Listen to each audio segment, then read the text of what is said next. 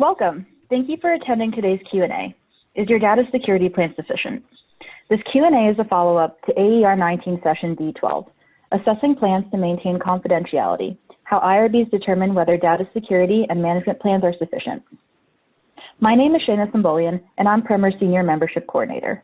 Before we get started, I'll go through some technical and housekeeping items. Please select Join Audio. From there, you may dial in over the telephone or use your computer for audio. If you'd like to text chat with other attendees, you can visit the chat area on your screen. Our speakers will be addressing some questions received in advance, but please feel free to submit additional questions using the Q&A feature. If you're experiencing technical difficulties, please contact me in the chat and I'll do my best to assist. This program is eligible for 0.75 CE credits. You will receive an email confirming your attendance shortly after the program. As a reminder, this Q&A will be recorded and available to all Primer members within 1 week. Without further ado, I'd like to introduce our speakers today. Gretchen Anding is the Assistant Director of the Health Sciences IRBs Office at the University of Wisconsin-Madison. Elizabeth Buchanan is Endowed Chair in Ethics and Director of the Center for Applied Ethics at the University of Wisconsin-Stowe. Sharon Freitag is the Senior Director of Research Ethics for Unity Health Toronto and Co-Chair of Primer's Membership Committee. Gretchen and Elizabeth presented session D12 at AER 19. Okay, let's get started.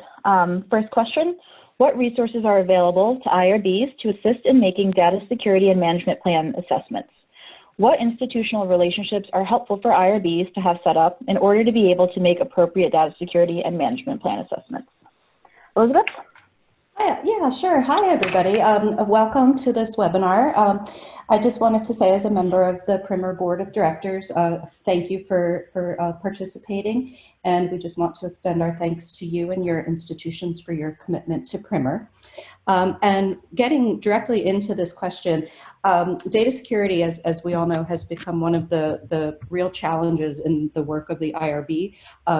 Traditionally, we were not trained in data security issues. So we've had to really upskill quite a bit over the past 10 years or so. And one of the first data security plans that was a cross-institutional initiative was at Harvard. And many of you will know Dean Gallant from Harvard, and he was instrumental from the IRB perspective in bringing together IT, computer security, researchers, and other stakeholders from across campus to come up with what was really one of the first and still one of the best data security plans out there.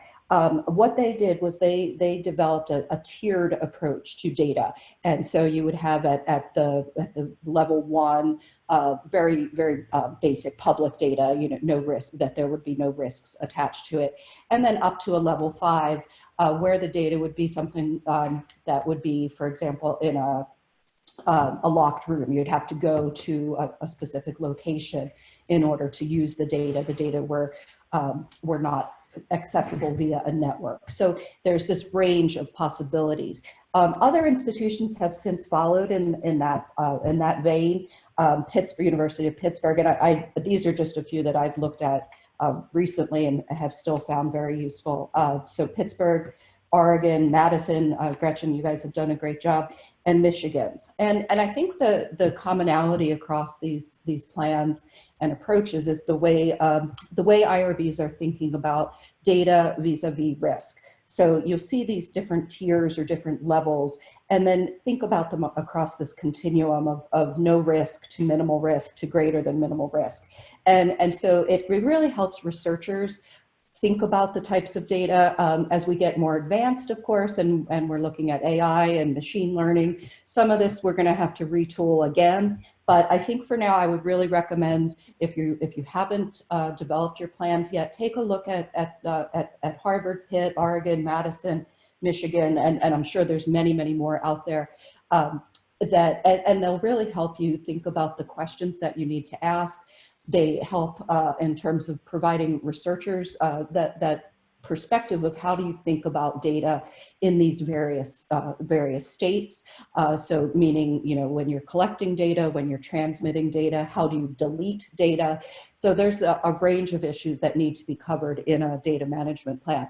So institutionally, it is not just the job of the IRB. Certainly, a number of us have started having computer security folks on the board serve either as an ad hoc or as a member of the board as we see more protocols that involve complex data.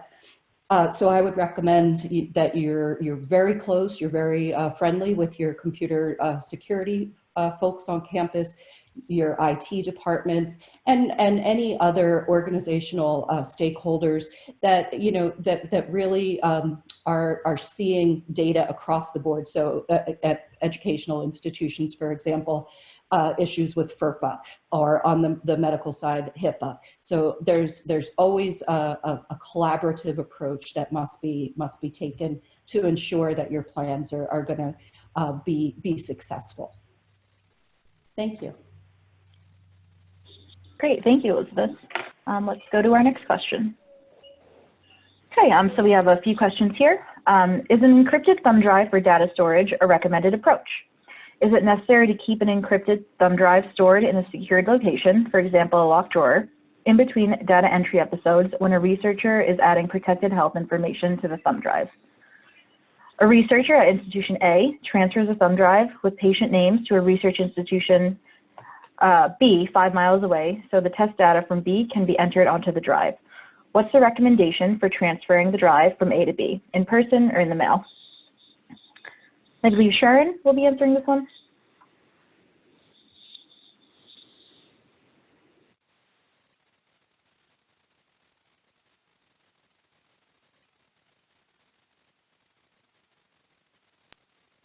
Hey, Jen, sorry, I guess I was on mute. So ideally, research data should be stored on a secured network, and it's backed up at the one that's backed up at regular intervals. While storing information on an encrypted thumb drive may be easier, in the event that it's lost or corrupted, there is no way of ever retrieving that information.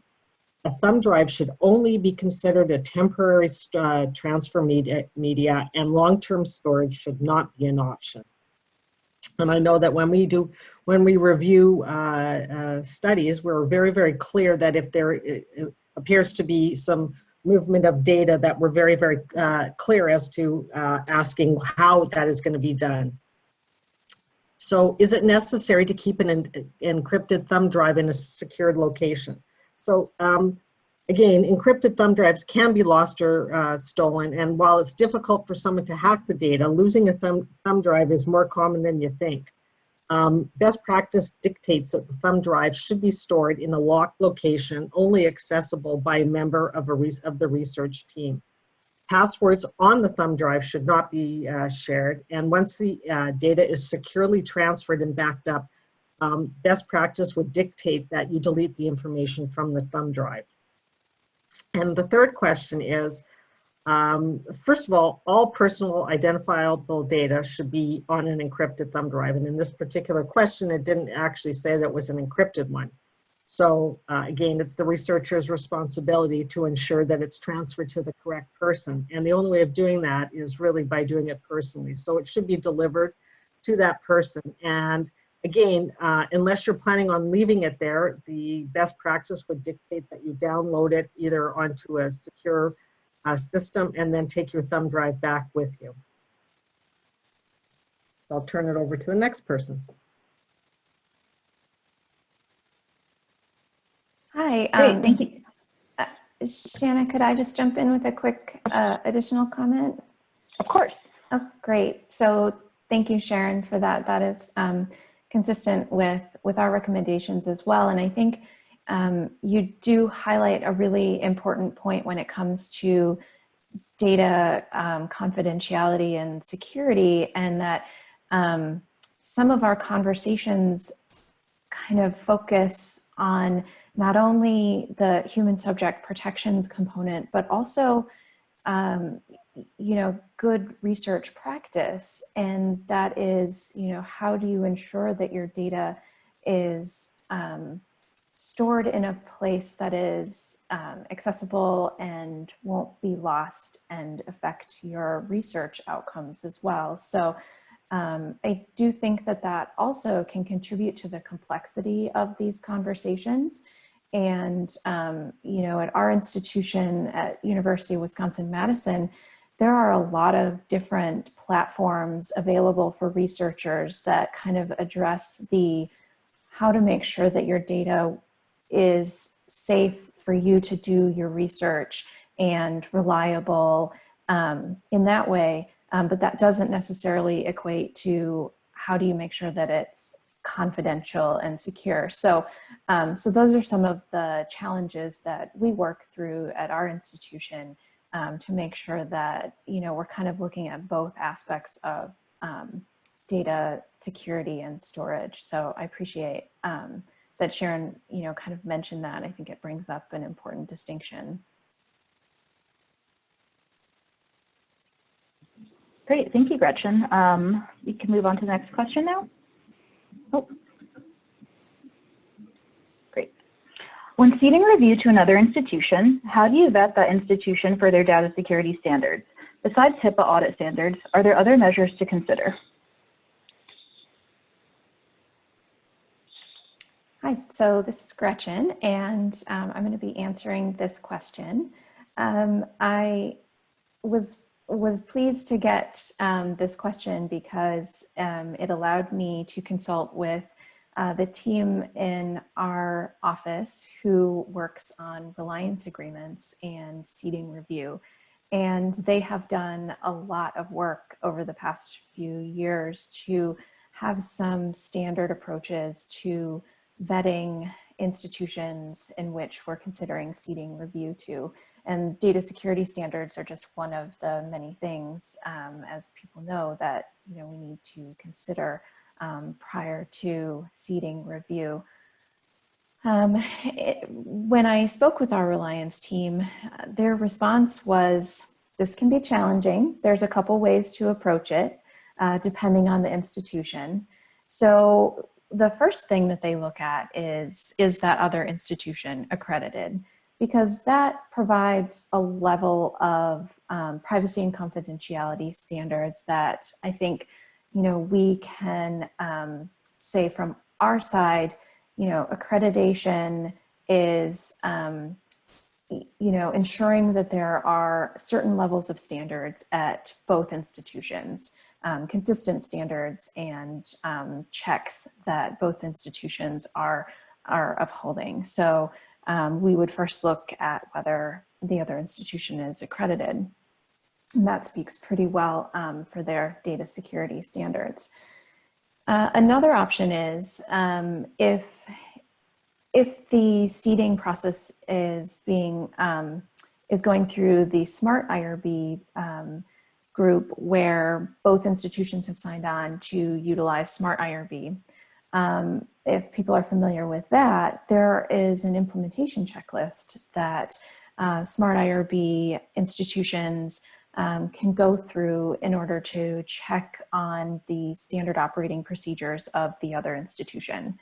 So the IRB of record would provide a link to their internal SOPs through the SMART IRB review process. And then the seeding institution can take a look at those internal SOPs and look for any, you know, concerning issues that there may be regarding data security standards. So those are kind of the two recommendations that our team in our office who works on these agreements provided. In terms of besides HIPAA audit standards, are there other measures to consider? One thing I wanted to mention is that as part of seeding review, it's important to determine whether the IRB of record is going to serve as the privacy board or not for the study. It may be that your institution continues to serve as the privacy board, which would then, you know, require that you as the institution oversee the compliance for HIPAA privacy rule and security rule requirements. If the other institution is going to serve as the privacy board, then definitely trying to, you know, get access to SOPs and other resources that outline what, you know, the HIPAA audit standards are at that institution, I think would be helpful. One other thing that I'll mention is just, again, kind of going back to what Elizabeth talked about, is kind of this sliding scale of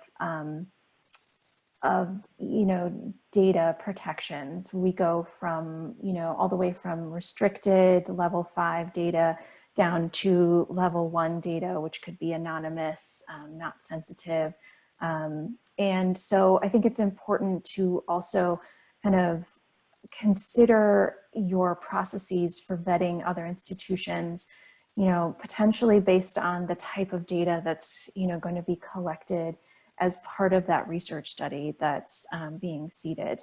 If it's, restricted HIPAA data, then definitely doing the work to assess the other institutions' SOPs and what their HIPAA standards are if they're serving as the privacy board. If it's, level 1 data, perhaps it doesn't require as deep of a dive of the data security standards, especially if that other institution is AHRP accredited at similar standards of applying the AHRP requirements as your institution.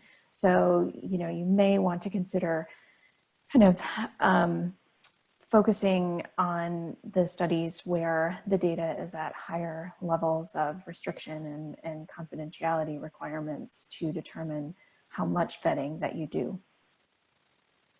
Thank you. Thank you, Gretchen. Okay, in the new era of COVID-19 research, what additional protections should IRBs be considering for data security and management plans, specifically regarding remote study visits, e-consent, and the electronic transmission of data, consent forms, and other study materials? Please address Zoom security settings for remote data collection during COVID-19 social distancing. I think I'm going to start this, and then Gretchen's going to follow up. So I think, COVID-19 has really taught us that there's a lot of things that we never really thought about. So, and now that it's becoming more common that we're using a lot more technology than we ever have in not only as an IRB, but also, in research, that we start, thinking about, all the possibilities of breaches of privacy and confidentiality. And, it's one thing to be cognizant of this, but I also think the participants also need to be reminded of this, and that the researchers should ensure that participants are agreeable to continuing with a visit if it's an e-visit.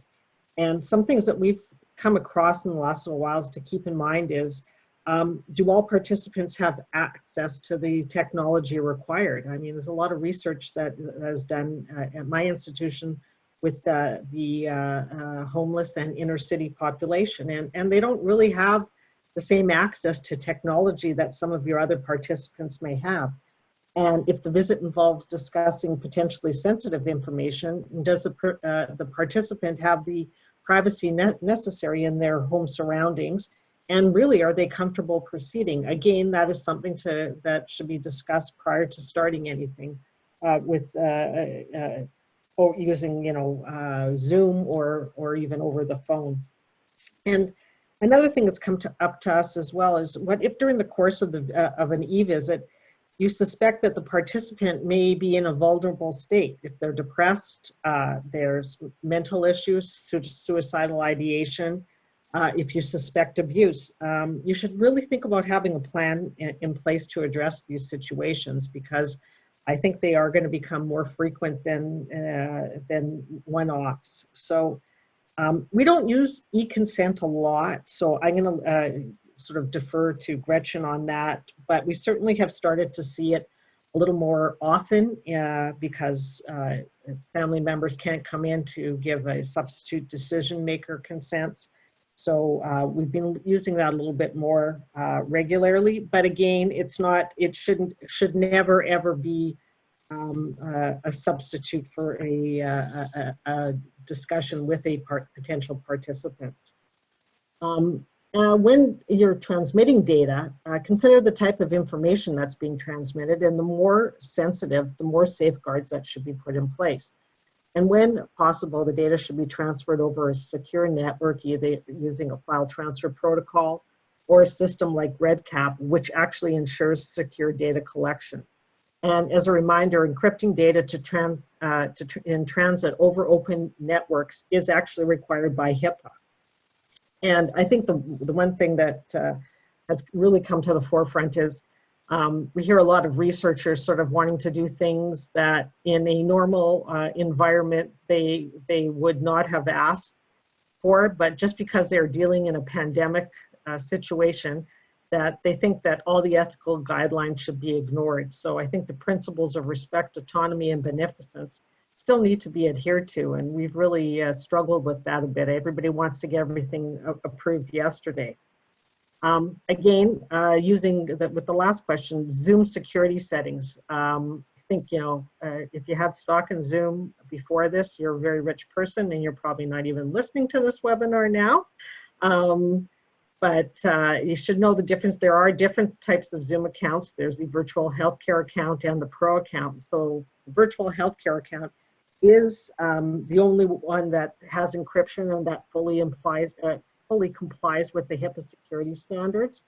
And then there's just the pro account. And you should know that the pro account they actually keep a record of that, and Zoom does have a record of that in perpetuity.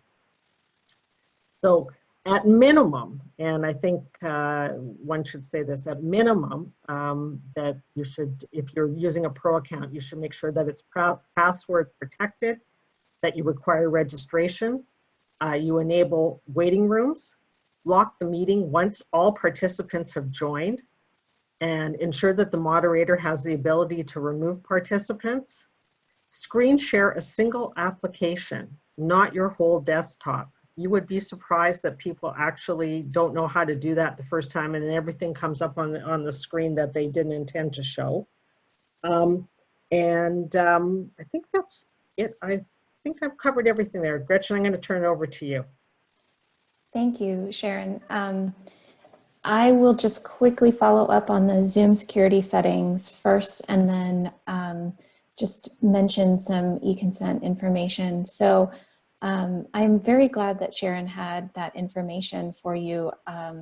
I am not as familiar with Zoom security settings because, interestingly, at our institution, Zoom was vetted by cybersecurity and felt that their security settings and options weren't at a level that they felt comfortable allowing for use with patient visits, anything in which HIPAA PHI would be transmitted back and forth. So at our institution, we actually have not had a lot of experience from an IRB standpoint in terms of Zoom. And our cybersecurity group has asked that we utilize other platforms such as WebEx that have been vetted. So I think it's important from an institutional perspective, if you do have groups that outside of the IRB office that might require some review of these types of platforms, just to check with them as well. If you don't have that, then you know, I think that as Sharon had mentioned, there's lots of checks that you can do as an IRB office to make sure that security settings are as high as possible for doing, you know, e-visits. In terms of e-consent, this is somewhat of a new venture for us too, in terms of the volume of study teams who are wanting to do some sort of e-consent process. The first thing I'll mention is that we have had to be very careful in terms of defining e-consent with our study teams because I think there are kind of two variations on the idea of e-consent. One is sort of there may still be a signature on paper, but then how do you transmit that electronically to the researcher? So for example, using email or scanning or taking photos of a signed consent form, and the subject then sends that to the study team for documentation purposes, as opposed to having to transfer paper back and forth. It's one thing that in the clinical setting right now, healthcare providers are trying to minimize as much as possible the need to transfer paper back and forth. So what are options for somebody signing a piece of paper, but then the documentation is actually electronic? And we're trying to differentiate that a little bit from what I would consider kind of a true e-consent, which is an electronic signature that actually occurs within the document digitally.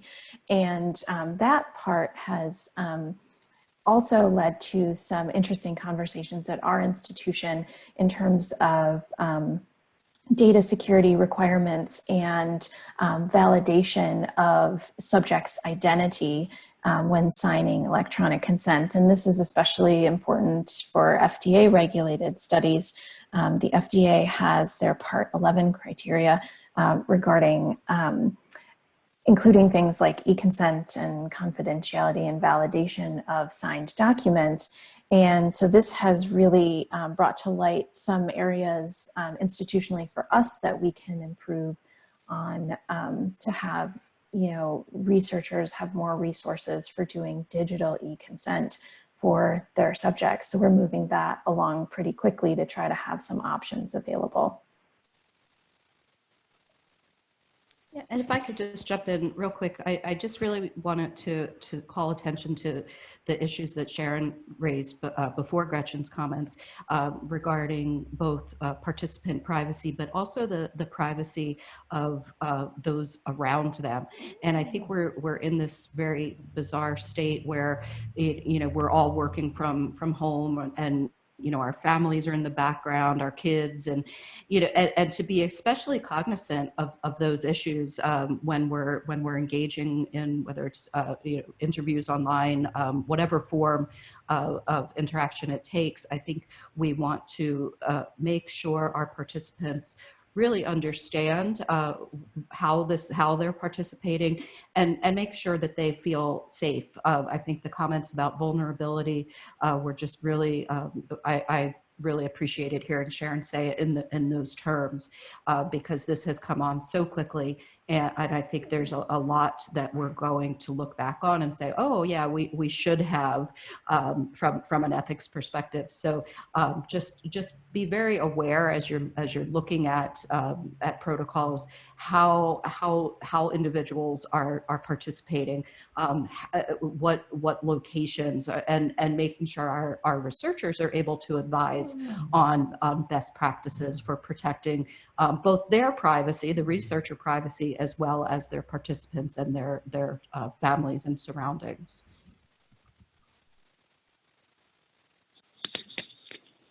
Great, thanks all. So those were the pre-submitted questions. We did get another one. We have researchers who want to do surveys in China and are telling us that Qualtrics, the method we prefer they use, is not a stable platform in China. Is this true? They want to use something called wjx.cn, which we can find no trustworthy information about. Do you have recommendations of any kind when it comes to survey research in China, as far as collecting the data securely and keeping it confidential without risks to the participants? I think maybe all of us have something to say to this. I don't know if we have the answer, but I think we have a number of considerations for you and for your research team. As Gretchen alluded, in the UW system, we have a set of vetted products and vetted tools, Qualtrics being one of them. However, when you get into issues of transborder data transmission, particularly with China, where we have issues, export control issues and so on, you'd really want to employ the advice of a data security person or team at your institution. I did a quick web search for that particular software, the WJX, and I don't read Chinese, so I can't really tell you what came up. But I think there's probably a lot of research that you'd want to do on the different tools. Gretchen, you had a couple of ideas when we were talking earlier. Yeah, I also don't have familiarity with the tool mentioned. And so, you know, I think that depending on the resources available at your institution, there may be experts available that could take a look at the privacy and confidentiality disclaimer information that's available for the WJX.cn platform. If not, you know, then I think it would be incumbent upon the IRB office to try to take a look at what's available in terms of, you know, the company's privacy and confidentiality protections. Most platforms do have that information available in the website or something, and go through. The other thing that I had mentioned, and it's kind of a theme of today's, I think, conversation as well, is again sort of balancing the level of sensitivity of the data with the amount of vetting that you feel is necessary for that platform. So if you have, if this is a study that's collecting really sensitive information or protected health information, you know, I think doing a deep dive into those privacy and confidentiality settings and compliance requirements would be very useful. I think if it's, you know, collection of anonymous data by, you know, the survey tool, or very, you know, non-sensitive information, your IRB maybe feel more comfortable with less involved vetting of the platform. So something to consider there in terms of the amount of vetting that you feel would be necessary.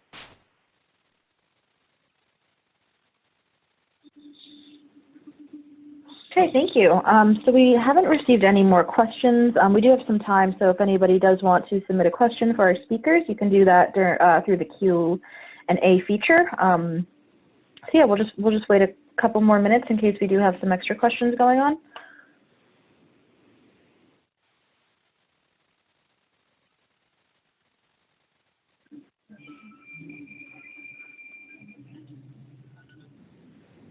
Well, I guess, can you hear me? Yes. Okay. So yeah, one of the things, one suggestion could be that you put that question regarding if anybody has any experience onto the IRB forum. And I think that might be, there may be some people there that actually have some interesting tidbits that they could share with whoever asked that question and across the forum. So I think that might be something that the IRB forum could help you with.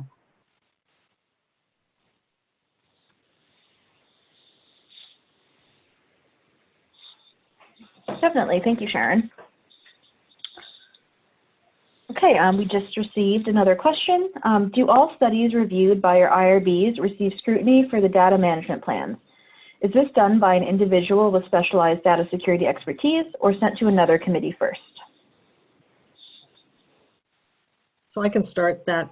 So anything that involves sensitive data that is being stored or sent off site should certainly have some sort of scrutiny by somebody with some data security expertise.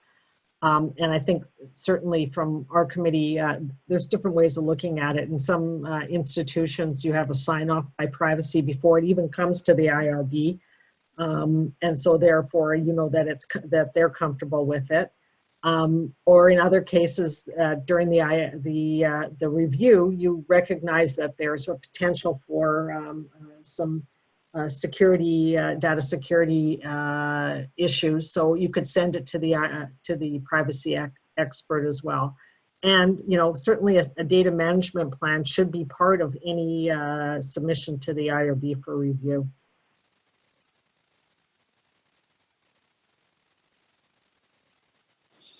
Thank you, Sharon. I would just add one thing to that.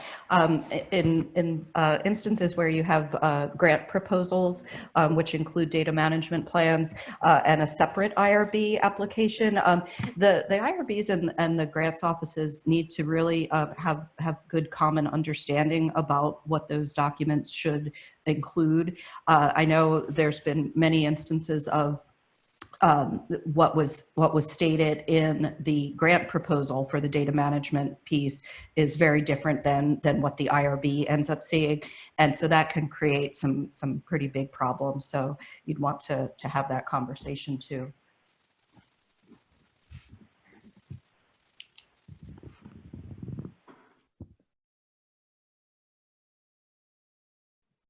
Okay, looks like we got another question here. What do I do if my IO is suddenly claiming that all data has to be encrypted? That is not our normal IRB requirement for data that is not very sensitive. But we have a new provost who has told the IO that it has to be this way now. I don't think a lot of our researchers even know how to encrypt data, grad students doing interviews, Qualtrics studies, etc.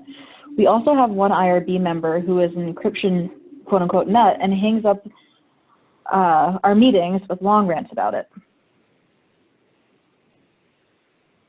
So I can jump in and start answering this question, and hopefully Sharon and Elizabeth have suggestions too. I think it's challenging in terms of data security and confidentiality. Institutionally, I think is challenging because, you know, it goes beyond the IRB, right? That that the IRB looks at data security and confidentiality and privacy for protection of human subjects, but that there are other concerns about data security and confidentiality on the part of the institution as well. So kind of managing all of those interests in how an institution addresses these issues can be quite a challenge. I think my first answer is perhaps providing the provost or the IO with some of the resources that Elizabeth had mentioned from institutions that have provided sort of this or kind of implemented a tiered approach to data confidentiality and security. You know, maybe providing some more information about how the IRB has been thinking about the need for encryption and whether there are certain standards for the type of data that in the past has been required to be encrypted and that has not, such as the Qualtrics studies and those sort of things. So, you know, perhaps passing on some of that information of, you know, these are what some peer institutions are doing in terms of thinking about levels of data security requirements and when encryption might be needed and when not. Hopefully that might be a good place to start. And while I don't have an answer about the IRB member who gets hung up on it, I can just say that I am familiar with those situations, and it can be a challenge.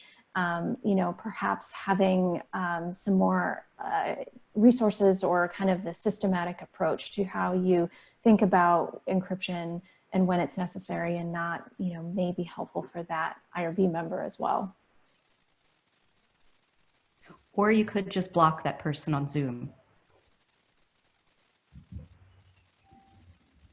That's another a silver lining. Just to trying to virtual make a little meetings. light. Yeah, I think Gretchen did a really good job of answering that question. That's one of those that, and we all know those questions and those issues are political and institutionally fraught with problems. So I think just providing what the best practices are is really the way to go.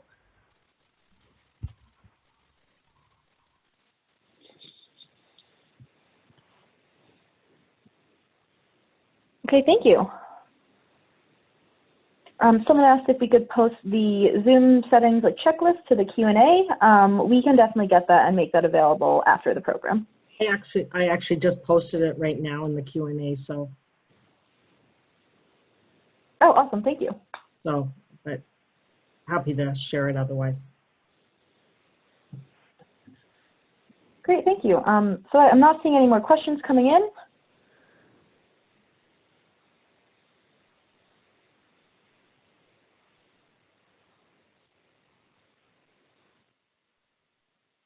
Okay, we'll make that checklist available after the program.